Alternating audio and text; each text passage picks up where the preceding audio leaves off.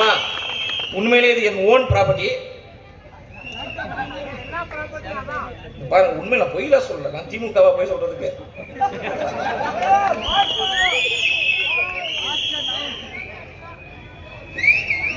இன்னைக்கு காலையில 5000 ரூபாய் உங்க அக்கௌண்ட்டுக்கு வந்திருக்கோம்.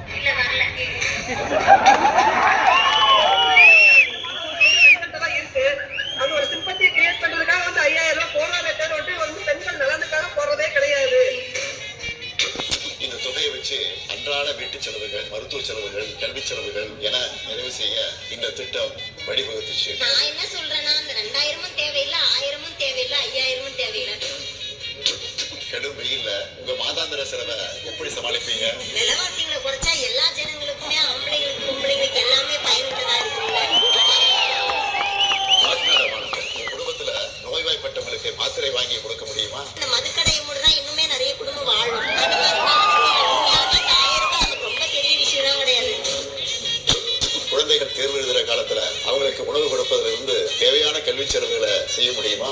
இவ்வளவு நாள் எங்க போயிருந்தீங்க ஸ்டாலின் அவர்கள்? பாலியல் வன்கொடுமை, கொலை, கொள்ளை, கற்பழிப்பு அப்படின்னு சொல்லிட்டு பல நாட்டுல 1000 அட்டூழியங்கள் நடந்துட்டு இருக்கு. அதையெல்லாம் விட்டுப்பட்டு இப்ப வந்து 5000 ரூபாய் போனாரா? ஏன்னா எலெக்ஷன் வர போகுது. இந்த 5000 ரூபாய கொஞ்சம் கவனமா செலவு பண்ணுங்க. முடிஞ்ச அளவுக்கு சேமிக்கவும் பாருங்க. அப்படி கொத்தினி நீ வரும்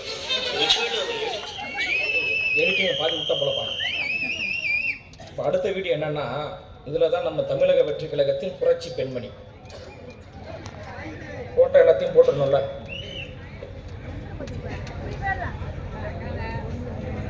நாங்க போடுற ஓட்டு விஜய்க்கு தான். அக்கா என்ன சொல்றாங்கன்னா, நீங்க மகளிர் உரிமை தொகை கொடுத்தாலும் சரி, எந்த தொகை கொடுத்தாலும் சரி, நாங்கள் போடுற ஓட்டு திமுகவுக்கு தான். நாங்க வைக்க போற வேட்டு திமுகவுக்கு தான். நாங்க போட போற ஓட்டு டிவிகேக்கு தான் சொல்றாங்க. தம்பி கேட்டாப்ல, லேப்டாப் தானே, அந்த லேப்டாப்ல எவ்வளவு மன உளைச்சல் இருக்கா தெரியுமா ஐயா ஸ்டாலின் அவர்கள்? 10 லட்சம் பேருக்கு லேப்டாப். 10 லட்சம் பேர் யாருன்னா வாக்காளர்கள், கல்லூரி படிப்பை முடித்து வரக்கூடிய மாணவர்களுக்கு ஐயா லேப்டாப் கொடுக்குறாரு, விலையில்லா மடிக்கணினி. பசங்க அந்த லேப்டாப்பை வாங்கிட்டாங்க. வாங்கி இப்படி லேப்டாப்பை பார்க்கும்போது பெரிய மன உளைச்சல், விரக்தி போயிட்டான். ஒரு பக்கம் ஐயா கருணாநிதி அவர்களுடைய புகைப்படம், ஒரு பக்கம் ஐயா ஸ்டாலின் அவருடைய புகைப்படம். செம்ம காண்டாயிட்டான். மச்சான் இது என்னடா பண்ணலாம்?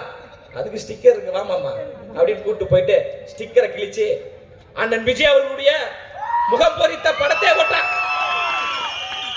ஒட்டிட்டு சும்மா இருந்தா பரவாயில்ல, ஒட்டிட்டு அந்த வீடியோ எடுத்து ட்விட்டர்ல போட்டு ஐயா ஸ்டாலின் அவர்களுக்கு டேக் பண்ணி விடுறான். மன உளைச்சல் ஆயிட்டாரு. அப்படியே லேப்டாப்பை வாங்கிட்டு அப்படியே திறந்து பார்க்குறான். திறந்து பார்த்துட்டு ஆன் பண்ணவொன்னே பெரிய மன உளைச்சலின் விரக்தி. லேப்டாப்ல முன்னாடி 2 பேர், லேப்டாப்பை திறந்தோன்னா 3 பேர் இருந்தாங்க. ஒன்று ஐயா கலைஞர் கருணாநிதி அவர்கள், இன்னொன்று ஐயா ஸ்டாலின் அவர்கள், இன்னொன்று நம்ம சுதந்திர போராட்ட தியாகி யாரு, அருமையான சொன்னீங்க, அவர் தான். அவரு பெரிய மன உளைச்சல். மச்சான் இது என்னடா பண்ணலாம்? ஏய் அதுக்கு ஒரு ஆப் இருக்கு, வெயிட் பண்ண. போயிட்டு நேராக ஆப் இன்ஸ்டால் பண்ணி ஒரே டெலீட் பண்ணி சும்மா இருக்கணுமா இல்லையா? தமிழக வெற்றி கழகத்தினுடைய லோகோ வைக்கிறான். லோகோ வச்சுட்டு திருப்பி வீடியோ எடுத்து சோசியல் மீடியால ஸ்டாலின் அவர்களுக்கும் உதயநிதி ஸ்டாலின் அவர்களுக்கும் டேக் பண்ணி விட்டான். பெரிய மன உளைச்சல். அதிகாரிகிட்டலாம் பேசியிருப்பார் போல. 10 லட்சம் ஓட்டு வாங்கிடலான்னு பார்த்தா இந்த பசங்க பூரா விர்ச்சுவல் வாரியர்ஸா இருக்கிறாங்களே அப்படின்னு மன உளைச்சல் ஆயிட்டாரு. வைஃபை ஆன் பண்ணிட்டு யூடியூப்ல போறாங்க. போயிட்டு இதுக்காவது நம்ம பிள்ளைகள் தம்பிகள் விர்ச்சுவல் வாரிஸ் அவருடைய மனசு குளிர வேண்டும் என்பதற்காக ஸ்டாலின் தான் வந்தாரு, கஞ்சா விற்க சொன்னாரு, ஸ்டாலின் தான் வந்தாரு, சாராயம் விற்க சொன்னாரு அப்படின்னு பாட்டு கேட்டிருந்தா கூட சந்தோஷப்பட்டிருப்பாங்க. நம்ம அங்க உள்ள யூடியூப்ல போயிட்டு உங்க விஜய் உயிரென வரவா அப்படின்னு அதையும் வீடியோ எடுத்து ஐயா ஸ்டாலின் அவர்களுக்கு டேக் பண்ணி விட்டான். அன்றிலிருந்து இன்று வரை ஐயா ஸ்டாலின் அவர்கள் உறங்கவே இல்லை. 10 லட்சம் ஓட்டு போச்சு என்ற மன உளைச்சல் இருக்கிறாங்க. பொங்கலுக்கு அப்படிதான். போன பொங்கலுக்கு காசு கொடுக்கல, அதுக்கு நான் முந்தின பொங்கலுக்கும் காசு கொடுக்கல. 3000 ரூபாய் கொடுத்தோன்னா 3000 ரூபாய் கொடுத்துட்டோம் பெண்களுக்கு, எல்லா ஓட்டும் திமுகவுக்கு தான் அப்படின்னு 3000 ரூபாய் வாங்கிட்டு ஒரு வீடியோ, ஐயா ஸ்டாலின் அவர்களே பல்லாண்டு வாழ்க, ரொம்ப நன்றி. 3000 ரூபாய் இப்பதான் ரேஷன் கடையில் நாங்கள் வாங்கினோம், ஆனா எங்க ஓட்டு டிவி கேக்குதான். எல்லாம் உண்மையதான் சொல்றேன், நான் பொய்யெல்லாம் சொல்லலப்பா. நீங்க சமூக வலைதளத்துல போய் பாருங்களேன். இப்ப கூட இந்த கோடை காலத்தையும் சேர்த்து 5000 ரூபாய் கொடுக்குறாங்கல்ல, எல்லாருமே 5000 ரூபாய் எடுத்து போட்டோ ஒன்று பிடிக்கிறாங்க, வீடியோ எடுக்கிறாங்க, எடுத்து ஐயா ஸ்டாலின் அவர்களுக்கு டேக் பண்ணி, ஐயா அவர்களே மிக்க நன்றி ஐயா, ஆனா எங்க ஓட்டு அண்ணன் விஜய் அவர்களுக்கும் தமிழக வெற்றி கழகத்துக்கு தான் நாங்க போடுவோம். திமுகவை மன உளைச்சல் நாம் ஆக்குவதை விட தமிழ்நாட்டு மக்கள் ஆக்கி கொண்டிருக்கிறார்கள், எல்லா வடிவத்திலும் ஆக்கி கொண்டிருக்கிறாங்க. அதனால இன்னொரு சம்பவத்தை சொல்லி ஆகணும்.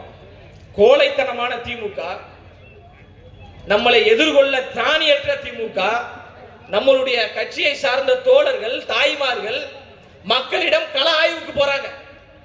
துறைமுகம் தொகுதியில சென்னையில, அதில் கர்ப்பிணி பெண்ணி ஒருவரும் சேர்த்து செல்கிறார். நம் கட்சியை சார்ந்த தோழர்களை, கர்ப்பிணி பெண்ணியை 100க்கும் மேற்பட்ட ரவுடிகளை வைத்து, குண்டர்களை வைத்து தாக்கிய ஒரு ரவுடி கட்சி தான் திமுக.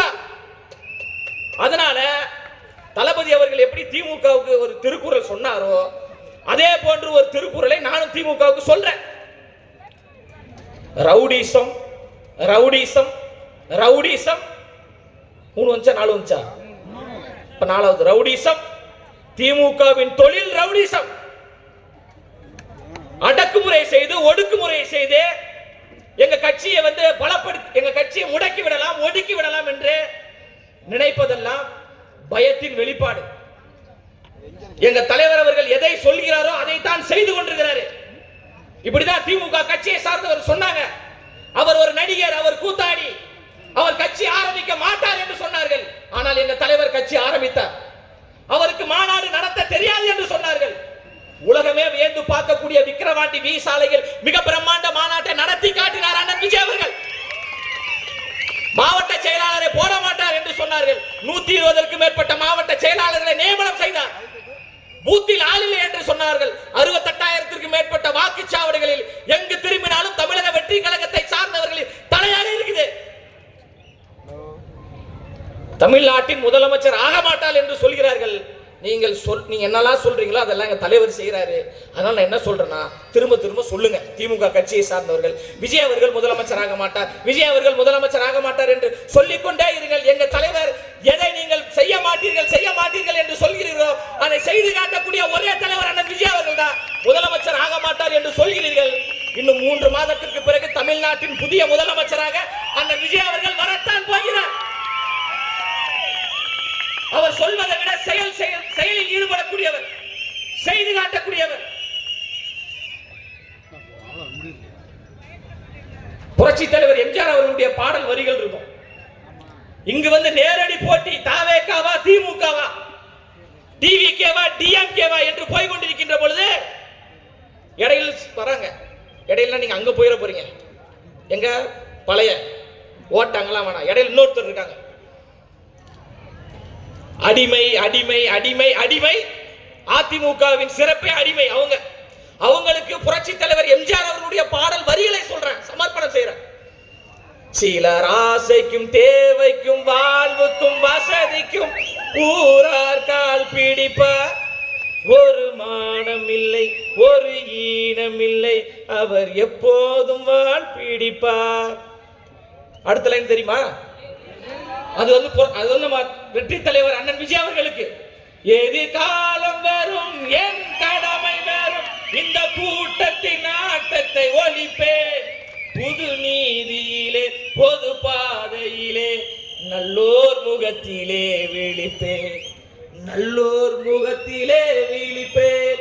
நான் ஆணையிட்டால் அது நடந்து விட்டால் இங்கு ஏழைகள் வேதனை படமாட்டார், உயிர் உள்ளவரை ஒரு துன்பம் இல்லை, கண்ணீர் கடலிலே விழமாட்டார். மாதிரி ஏடிஎம்கேக்கு சமர்ப்பணம் செய்கிற அந்த பாட்டை புரட்சி தலைவர் எம்ஜிஆர் அவர்களுடைய வடிவத்தில், புரட்சி தலைவர் எம்ஜிஆர் அவர்களுடைய கோட்பாட்டில், புரட்சி தலைவர் எம்ஜிஆர் அவர்களுடைய சித்தாந்தத்தில் வரக்கூடிய எம்ஜிஆர் அவர்களின் நிழல் தான் அண்ணன் விஜய் அவர்கள். தம்பி, இந்த இளைய பெரியாரு, நேத்து வந்த பெரியாரு, லெப்ட் பெரியார்லாம் கிடையாது. தமிழ்நாட்டில் ஒரே இளைய அம்பேத்கர்னா அது அண்ணன் விஜய் அவர்கள் தான். தமிழ்நாட்டில் ஒரே இளைய பெரியார் என்றாலும் அது அண்ணன் விஜய் அவர்கள் தான். தமிழ்நாட்டில் ஒரே இளைய காமராஜர் என்றாலும் அது அண்ணன் விஜய் அவர்கள் தான். சமூக நீதி பாதையில், சமத்துவ பாதையில் பயணிக்கக்கூடிய ஒரே தலைவர் அண்ணன் விஜய் அவர்கள். தெம்பு இருந்தா, திராணி இருந்தா, துணிச்சல் இருந்தா நேரடி சவால் திமுகவுக்கு. உண்மையான ஒரு சமூக நீதியை தமிழ்நாட்டில் நிலைநிறுத்தியது எங்கள் அண்ணன் விஜய் அவர்கள். திமுக கட்சியை சார்ந்த மானம் உள்ள, சூடு உள்ள, சொரணை உள்ளவர்கள் எங்களோடு பனையூர் அலுவலகத்திற்கு வாருங்கள். பனையூரின் கதவு திறக்கின்ற பொழுது அங்கு 2 தலைவர்களுடைய சிலை இருக்கும். அண்ணல் அம்பேத்கரின் சிலை இருக்கும், தந்தை பெரியாரின் சிலை இருக்கும். நான் அண்ணா அறிவாலயத்துக்கு வரேன். அதே அண்ணா அறிவாலயத்தின் கதவை நாங்கள் திறக்கிறோம். அங்கு அண்ணல் அம்பேத்கர் அவர்களுக்கும் தந்தை பெரியார் அவர்களுக்கும் சிலை இருந்தா நீங்க என்ன சொன்னாலும் நான் கேட்கிறேன். இதுதான் திமுகவோட சமூக நீதியா? சமத்துவன்றீங்க. தமிழ்நாட்டு அரசியல் வரலாற்றிலேயே மாற்றுத்திறனாளிய மாவட்ட செயலாளராக தலைநகர் சென்னையில் மாவட்ட செயலாளராக அழகு பார்த்தவர் அண்ணன் விஜய் அவர்கள். தமிழக வெற்றி கழகத்தில் மாற்றுத்திறனாளிகள் என்ற ஒரு அணி வந்த பிறகுதான் 75 ஆண்டுகள் பவள விழா கொண்டாடிய திமுக என்கின்ற சொல்லக்கூடிய அந்த கட்சியிலே மாற்றுத்திறனாளிகள் அணி என்ற ஒரு அணி வந்தது. அப்போ 75 ஆண்டுகள் பவள விழா கொண்டாடிய திமுக கட்சிக்கு அரசியல் வகுப்பெடுக்கக்கூடிய ஒரு தலைவராக அண்ணன் விஜய் அவர்கள் இருக்கிறாங்க. நாம மிக தெளிவா இருக்கிறோம். நீங்க தைரியமாக இருங்க, துணிச்சலோடு இருங்க. நம்மளை எதிர்கொள்ளவே முடியல அவங்களால. அதனாலதான் பொய் பிரச்சாரங்களை முன்வைப்பது, ஆபாசத்தை முன்வைப்பது, அவதூறை முன்வைப்பது, சிவாஜி கிருஷ்ணமூர்த்தி போன்ற அயோக்கியனை, பொறுக்கியை, புறம்போக்கை வைத்து எங்களுடைய தாய் குலங்களுக்கு எதிராக பேச வைக்கிறார்கள். 3 ஆண்டு சிறை தண்டனையா? நான் என்ன ஆசைப்படுறேன்னா, இந்த செய்தித்தாள்லாம் வரும்ல, பாத்ரூமில் வலிக்கி விழுந்தார்கள், அதான் வரணும். தொடர்ந்து ஆபாசமாக பேசுறாரு எங்களுடைய பெண்களை குறித்து, எங்க கட்சி நிர்வாகிகளை குறித்து. மகளிர் அணி மாநாடு நடத்திய அக்கா கனிமொழி அவர்களே, உங்க கட்சியை சார்ந்தவர் தொடர்ந்து பெண்களுக்கு எதிராக பேசிக் கொண்டிருக்கிறாங்களே, அவர்கள் மீது நீங்க நடவடிக்கை எடுப்பதற்கு துணிச்சல் இருக்கா? எங்கு பார்த்தாலும் கள்ளச்சாராயம், எங்கு பார்த்தாலும் போதைப் பொருளின் புழக்கம்.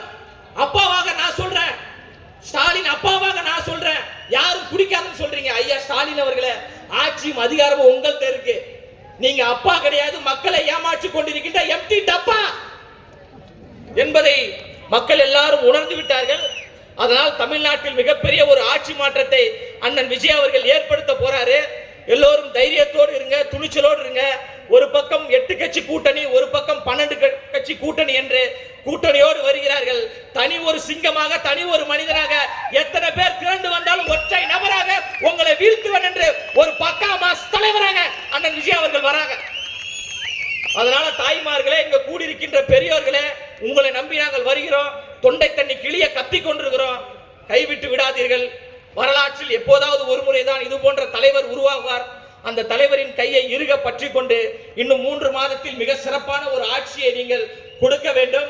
ஒற்றை விரலால் ஓங்கி அடித்து திமுகவை புறந்தள்ளிவிட்டு தாவேக்காவை ஆட்சி அதிகாரத்தில் அமர்த்த வேண்டும் என்று கூறி நிறைவு செய்கிறேன். நன்றி, வணக்கம்.